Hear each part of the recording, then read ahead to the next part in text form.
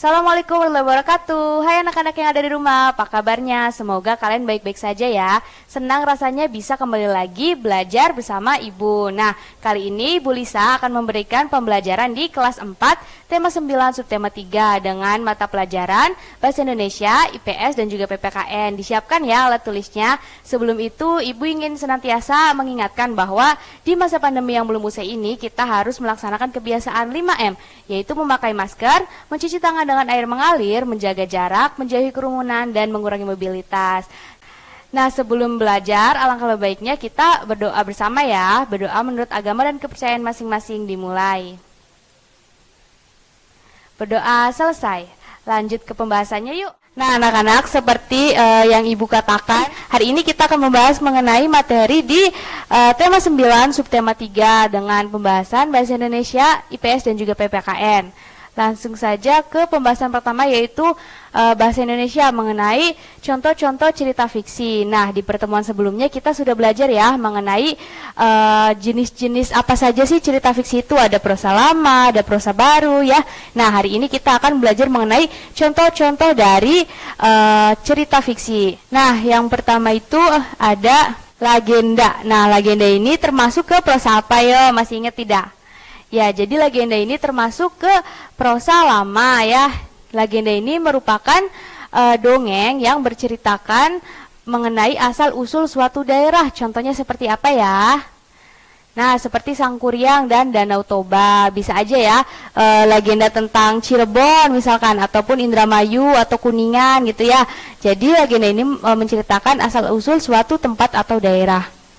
Nah, kemudian selanjutnya itu ada mitos. Nah, mitos ini merupakan cerita yang memiliki latar belakang sejarah yang dipercayai oleh masyarakat setempat. Nah, pastinya di daerah kita juga memiliki mitos-mitos tertentu ya. Misalkan jangan duduk di tengah pintu gitu ya, atau apalagi jangan makan sambil berdiri nanti jadi kuda gitu ya. Biasanya seperti itu. Nah, di sini contohnya ada Dewi Sri. Dewi Sri itu melambangkan Dewi Kemakmuran ya, atau Dewi Padi. Kemudian ada Nyi Roro Kidul ya. Nah, selanjutnya itu ada apa lagi? Coba kita lihat ya, ada saga. Nah, saga ini juga termasuk ke prosa lama ya. Jadi saga ini adalah kisah lama yang menceritakan mengenai kepahlawanan atau keberanian tokoh yang biasanya dikaitkan dengan sejarah ya. Coba nih apa ceritanya, Si Pitung ya. Si Pitung itu dari mana? Dari Betawi. Kemudian ada Lutung Kasarung juga ya. Nah, kemudian selanjutnya itu ada fabel. Nah, fabel ini sering kita jumpai ya, pasti sudah tahu ya. Jadi fabel itu adalah dongeng yang menceritakan mengenai binatang sebagai penokohannya. Jadi binatang itu seolah-olah hidup ya, mempunyai perasaan, bisa berbicara gitu ya. Nah, contohnya itu apa? Ada kancil dan buaya, ada si kancil dan rubah yang baik, ada rubah dan burung bangau, dan lain sebagainya. Nah, selanjutnya itu ada cerpen. Cerpen ini termasuk ke dalam prosa baru ya. Jadi cerpen ini adalah cerita yang memuat hanya memusatkan pada satu peristiwa pokok atau perwatakan yang jelas pada cerita tersebut. Dan biasanya cerpen ini singkatan dari cerita pendek. Jadi ceritanya itu tidak panjang-panjang ya. Jadi hanya pendek saja, dan penokohannya pun sedikit dan tidak terlalu mendetail ya. Banyak sekali contoh-contoh cerpen itu, nanti bisa dicari sendiri. Kemudian ada apa lagi? Ada novel ya. Novel juga termasuk ke prosa baru ya. Novel ini memiliki cerita yang lebih panjang daripada cerpen, dan biasanya itu berupa buku ya. Konfliknya juga lebih luas, perwatakannya juga lebih detail ya. Kemudian penggambaran ceritanya juga lebih detailnya. Contohnya itu apa? Ada novel Harry Potter ya. Nah, selanjutnya itu ada prosa liris ya. Prosa liris juga termasuk prosa baru ya. Merupakan karya sastra yang berisi curahan. Nah, biasanya prosa liris ini bahasanya itu bahasa puitis ya. Bahasanya itu penuh dengan irama gitu ya, dan majas. Nah, di sini ada Ibu kasih contoh itu ada Kesialan Orang Lajang judulnya ya. Kemudian yang selanjutnya itu ada Fiksi Mini. Fiksi Mini ini merupakan cerita pendek ya, yang alurnya atau endingnya itu disimpulkan oleh si pembacanya atau si penikmatnya. Jadi pembaca dan penikmatnya itu bebas nih mau menciptakan ending atau alurnya itu seperti apa gitu ya. Nah, contohnya banyak ya, bisa dicari di Google ya atau dimanapun. Nah, kemudian selanjutnya itu kita akan belajar mengenai IPS. Materinya itu tentang tokoh kerajaan bercorak Islam. Nah, kita akan mengenal tokoh-tokoh mana saja sih yang berperan dalam kejayaan kerajaan di masa bercorak Islam gitu ya. Nah, yang pertama itu ada Sultan Hasanuddin. Nah, Sultan Hasanuddin ini berasal dari raja atau raja dari kerajaan Islam Goa Talo ya. Jadi Goa Talo ini berada di Makassar, Sulawesi Selatan. Nah, Sultan Hasanuddin ini oleh Belanda itu dijuluki sebagai ayam jantan dari timur karena keberaniannya yang melawan penjajahan atau perlawanan dari Belanda tersebut ya. Tetapi Sultan Hasanuddin ini bertengkar gitu ya dengan kerajaan saudaranya sendiri, yaitu Arupalaka, Raja Bone yang dibantu oleh Belanda. Jadi kerajaan Sultan Hasanuddin ini dengan saudaranya itu jadi terpecah belah gara-gara Belanda ini gitu. Maka dari itu Sultan Hasanuddin ini mengajak kerajaan-kerajaan kecil yang ada di sekitarnya untuk bersatu melawan Belanda. Jadi peranan Sultan Hasanuddin itu seperti itu ya. Nah, selanjutnya itu ada Sultan Iskandar Muda. Coba Sultan Iskandar Muda ini dari mana? Ya, dari kerajaan Aceh ya, yaitu pada tahun 1607 sampai 1636. Nah, pada pemerintahan Sultan Iskandar Muda ini, Aceh itu berada di puncak kejayaannya. Kenapa? Karena Aceh ini memiliki armada yang kuat, armada perang yang kuat. Kemudian ada strategi perangnya itu sangat jitu sekali ya. Kemudian menganut politik-politik dari luar negeri. Jadi kerajaannya itu kerajaan yang kuat ya. Nah, kemudian juga Aceh ini memiliki wilayah kekuasaan yang semakin luas nih ya, membentang dari pesisir barat Sumatera sampai ke Bengkuen, pesisir timur Sumatera sampai ke Johor, Pahang, dan Patani ya. Nah, di dalam bidang ekonomi pun Sultan Iskandar Muda ini berhasil mengembangkan tanaman lada nih yang diincar oleh bangsa-bangsa Eropa. Maka dari itu bangsa Eropa itu datang ke Indonesia ya. Nah, karena itu Sultan Hasanuddin ini juga memperhatikan kegiatan agamanya nih, yaitu dengan cara membangun Masjid Raya Baitur Rahman yang ada di Aceh. Nah, selanjutnya itu ada Sultan Agung atau Sultan Besar yang merupakan raja dari kerajaan Mataram Islam, yaitu sekitaran tahun 1613 sampai 1645. Nah, di bawah kepemimpinan Sultan Agung ini, Mataram Islam itu merupakan kerajaan yang besar di Jawa dan di Nusantara pada saat pemerintahannya. Nah, Sultan Agung ini dikenal gigih nih dalam melawan Belanda ya. Nah, kemudian Sultan Agung ini juga dikenal sebagai budayawan atau orang yang mencintai budayanya sendiri, sampai-sampai Sultan Agung ini membuat kalender ya, yaitu memadukan antara kalender Hijriyah yang dipakai di pesisir utara dengan kalender Saka yang masih dipakai di pedalaman. Kemudian Sultan Agung juga karena mencintai budayanya, dia juga menciptakan atau menulis naskah sastra Gening ya namanya. Kemudian juga Sultan Agung ini menetapkan bahasa, namanya itu bahasa Bagongan. Untuk apa? Untuk menyetarakan pejabat-pejabat dan juga masyarakat yang ada di keratonnya, untuk menghilangkan kesenjangan sosial. Jadi semua masyarakat itu sama rata gitu ya. Nah, itu peran-perannya. Nah, kemudian selain itu kita mengenal dengan adanya Wali Songo ya. Iya, jadi Wali Songo itu adalah 9 tokoh penyebar agama Islam yang ada di Nusantara atau di Indonesia. Peranannya ini sangat besar sekali ya. Jadi nanti anak-anak yang ada di rumah bisa cari ya Wali Songo ini sejarahnya tuh bagaimana, penyebaran agama Islamnya tuh bagaimana ya. Ada yang melalui wayang, ada yang melalui tembang ya, ada yang melalui lagu gitu. Jadi banyak sekali ya cara untuk mendakwahkan Islam. Nah, di sini ada sunan-sunannya. Kita lihat ada sunan siapa saja, yaitu ada Sunan Gresik, Sunan Ampel, Sunan Bonang, Sunan Giri ya. Kemudian Sunan Kudus, Sunan Gunung Jati, dan Sunan Kalijaga, Sunan Muria, dan Sunan Derajat atau Maulana Malik Ibrahim. Nah, jadi nanti bisa dicari sendiri ya. Ini sunan-sunan ini tuh berperan untuk mendakwahkan Islam tuh caranya bagaimana ya.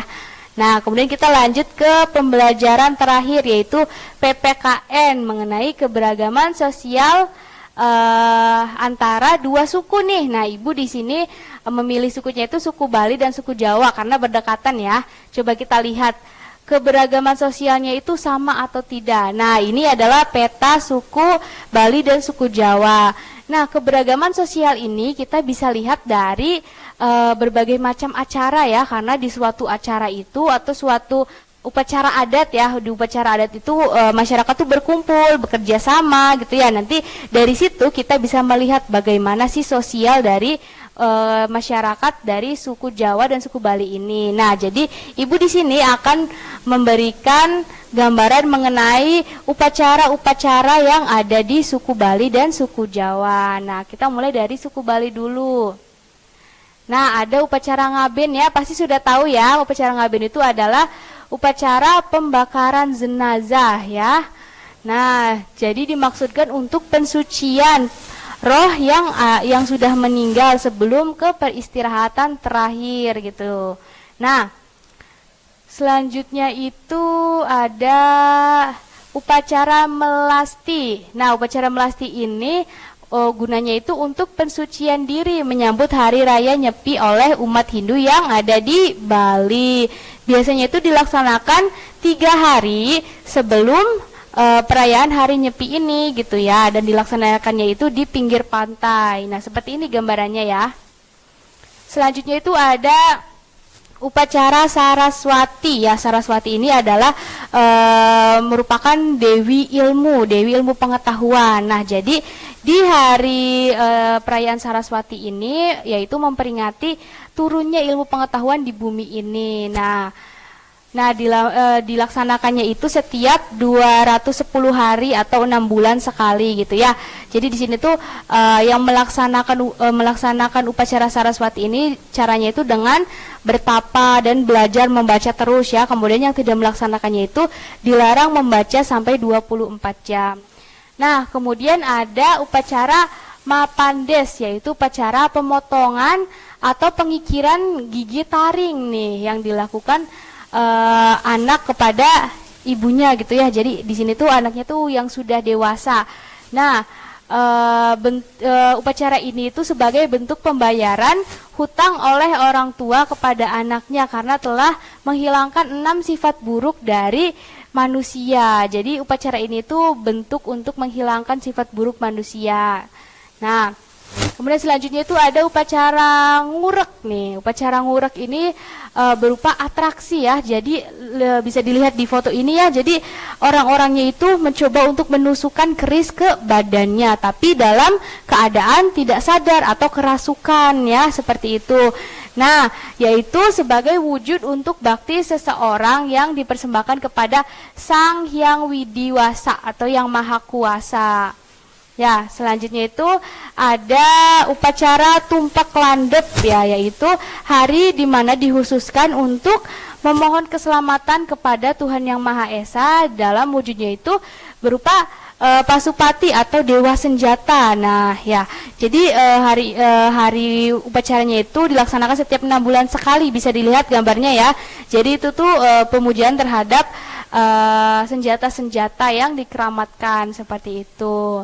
Jadi seperti inilah upacara adat yang ada di Bali. Nah, kita beralih ke Jawa ya. Kita berada di suku Jawa ya, di Cirebon itu merupakan suku Jawa. Coba kita lihat ada apa saja. Yang pertama itu ada upacara pesta laut yang biasa kita kenal sebagai nadran ya, nadranan biasanya ya. Jadi upacara pesta laut ini sebagai bentuk rasa syukur kepada Sang Maha Kuasa atas melimpahnya hasil laut gitu ya. Biasanya tuh dilaksanakannya dengan cara menyiapkan sesajen dan kepala kerbau yang kemudian dihanyutkan ke tengah laut bersama kapal warga ya, atau perahu warga. Nah, selanjutnya itu ada upacara hitanan. Upacara hitanan ini menyatu ya dengan kewajiban dari agama Islam, yaitu sunatan ya, atau nyunatan gitu, hitanan ya. Nah, diperlakukannya itu kepada anak laki-laki saja gitu ya, dengan cara membersihkan alat vital laki-laki supaya terhindar dari najis dan kotoran ya. Biasanya tuh kita tuh kalau misalkan bahasa Cirebon mah nanggep Depok ya, Depok gitu, terus apalagi Burok ya. Jadi ada perayaannya seperti itu ya. Nah, selanjutnya itu ada upacara ngarot nih. Nah, upacara ngarot ini biasanya ada di daerah Indramayu ya. Nah, upacara ngarot ini biasanya dilaksanakan pada musim tani, musim tanam ataupun musim hujan ya. Caranya itu cara perayaannya itu dengan mengumpulkan anak-anak yang masih gadis, masih perawan, kemudian didandanin seperti ini ya. Jadi di atas kepalanya itu ada bunga-bunga. Nah, jika anak itu masih perawan gitu ya, masih gadis gitu, nah bunga-bunga itu tidak akan layu sampai sore. Nah, tapi kalau misalkan anak itu sudah tidak perawan, maka bunganya itu akan terlihat layu. Jadi seperti itu mitosnya ya. Nah, jadi ini tuh sebagai perayaan hasil tani seperti itu. Nah, selanjutnya itu ada apa? Nah, ada upacara tembuni ya. Upacara tembuni ini adalah upacara memelihara plasenta atau ari-ari bayi, yang biasanya kalau misalkan kita lihat ada bayi yang baru lahir, kemudian ari-arinya dibungkus, dikasih garam, gula gitu ya, kemudian dikubur, dikasih lampu. Nah, itu namanya itu upacara tembuni gitu ya. Nah, selanjutnya itu ada upacara 7 bulanan ya. Orang-orang yang hamil, ibu-ibu hamil yang usianya 7 bulan itu dibuatkan upacara 7 bulanan ya, yaitu dengan cara disiram kembang 7 rupa, dan biasanya ada barang-barang yang lainnya seperti kelapa ya, kelapa muda gitu ya, kelapa kecil gitu yang ditaruh di perutnya gitu ya. Nah, selanjutnya itu ada upacara ngunjung nih. Nah, upacara ngunjung ini biasanya diadakan di Cirebon dan Indramayu ya. Nah, biasanya itu upacara ngunjung ini sebagai ungkapan rasa syukur terhadap leluhur kita ya, terhadap leluhur di desa tempat kita ya. Jadi upacara ngunjung ini biasanya mengundang acara-acara seperti sandiwara, kemudian dangdutan ya, dan lain sebagainya. Nah, jadi itulah keberagaman sosial yang ada di dua suku tersebut, yaitu Bali dan juga Jawa. Nah, cukup sekian pembelajaran hari ini. Wassalamualaikum warahmatullahi wabarakatuh. Nah, mungkin segitu saja untuk pembahasan kali ini mengenai materi Bahasa Indonesia IPS dan juga PPKN. Jika anak-anak yang ada di rumah mengalami kesulitan atau ada yang ingin ditanyakan, langsung saja ya tulis komentarnya di kolom komentar video ini ataupun melalui WA grup atau chat pribadi. Nah, sekian dari Ibu, kurang lebihnya mohon maaf. Wassalamualaikum warahmatullahi wabarakatuh.